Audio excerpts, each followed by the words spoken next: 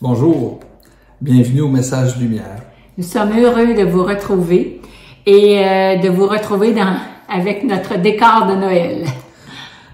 Aujourd'hui, pour la deuxième fois, la deuxième journée de suite, vous allez entendre parler de l'Évangile de la Visitation, la Vierge Marie, à sa cousine Élisabeth. En écoutant le message de la petite sœur Anne hier, on était toutes les deux très heureux de constater que nous ne disions pas la même chose sur cet évangile. Alors, nous allons en parler en faisant ressortir 3 points qui nous ont touchés. Alors, Premier point. Premier point, Marie, modèle de charité. Alors, Saint Luc, écrit de Saint Luc, en ces jours-là, Marie se mit en route et se rendit avec empressement vers la région montagneuse dans une ville de Judée. Moi, première chose que j'ai pensé avec ma pensée d'homme, je me suis dit, là, elle a vécu l'Annonciation. Oui. Puis, là, Joseph, il est où dans tout ça? Ça se situe comment dans le temps? Je me suis posé cette question-là. Donc, j'ai posé la question à un Montfortais qui me disait, ouais, puis j'ai lu aussi dans les évangiles, puis j'ai rien trouvé finalement de précis. Ben, invraisemblablement, Joseph aurait eu cette, pas annonciation, mais cette visitation de l'ange qui lui dit de prendre chez elle Marie. Donc, c'était avant, semble-t-il. C'était très important pour lui. Moi, c'était important, ouais. Je me disais, tu sais... Point de vue homme. Point de vue homme, elle s'en va voir, mais là, son mari, là, son chum, parce que, tu sais... Est-ce qu'on peut revenir à la visitation? On revient à la visitation. Voilà. Alors, après l'Annonciation, Marie aurait pu rester tranquillement chez elle pour goûter cette joie que d'être la mère du Seigneur. Mais non, on dirait que Marie a déjà oublié la nouvelle qui la concerne pour ne penser qu'à Élisabeth. C'est la charité qui pousse Marie. Elle ne s'arrête pas sur ce qui pourrait la ralentir. Les craintes, inquiétudes, fatigue, après tout, elle est enceinte, là. Non, mais elle prend la première caravane qui va la conduire chez sa cousine. Ici, il faut savoir, puis moi je ne le savais pas, que c'est presque 180 kilomètres qui séparent Nazareth de Aïn Karim, là où demeurent Élisabeth et Zacharie, ce qui représente environ 5 jours de route. Ce n'est pas rien. Mais non seulement Marie décide d'y aller, mais elle part en hâte, avec empressement. À quelques jours à peine de Noël, si on prenait la résolution d'accomplir avec empressement nos oui d'amour, comme marque de notre amour pour Dieu et pour les autres, je vous raconte ce qui nous est arrivé mardi.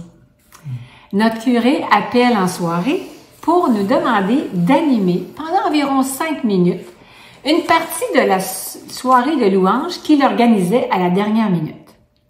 Sur le coup, je n'ai pas pu m'empêcher de lui dire que notre bol de soupe était plein. On l'aime beaucoup, Harry, on le connaît, là, mais...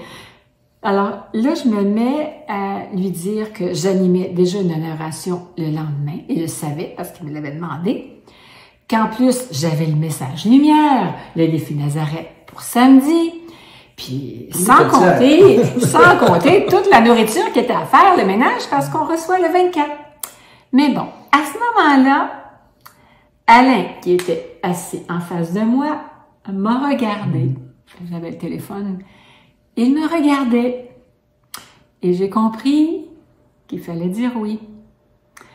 Vous savez, par la nuit d'amour, oui, Dieu nous a choisis comme couple. On dit souvent au couple, on l'a dit assez souvent au couple dans les filles Nazareth, s'il nous a choisis comme couple, c'était pour aider l'autre à devenir saint. Alors, ce soir-là, il m'a aidé à devenir sainte et finalement, j'ai dit oui à participer à cette soirée avec Alain. Et finalement, tout s'est fait là. On est là, puis tout s'est fait. Donc, oui, l'amour avec empressement. Marie, aide-nous. Deuxième point. Alors, Marie, c'est un modèle de foi. Heureuse celle qui a cru à l'accomplissement des paroles qui lui furent dites de la part du Seigneur. Par cette phrase, Élisabeth nous éclaire sur la foi confiante de Marie.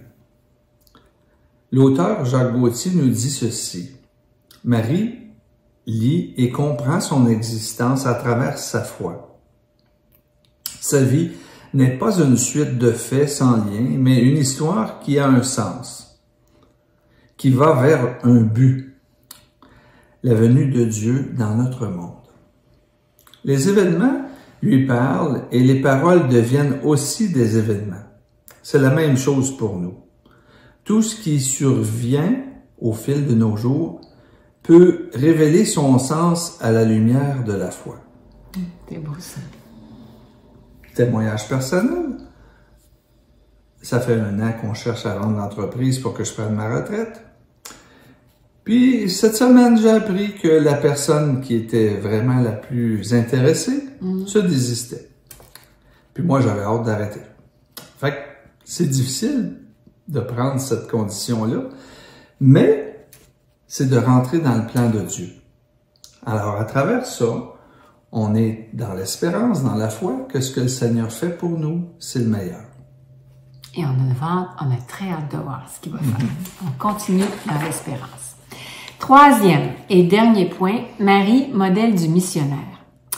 Vous le savez, le pape François l'a dit souvent, il nous invite à être une église en sortie pour aller vers les frontières. Marie possède un trésor et elle s'empresse d'aller partager sa joie avec Élisabeth. Elle nous enseigne la mission dans le fond.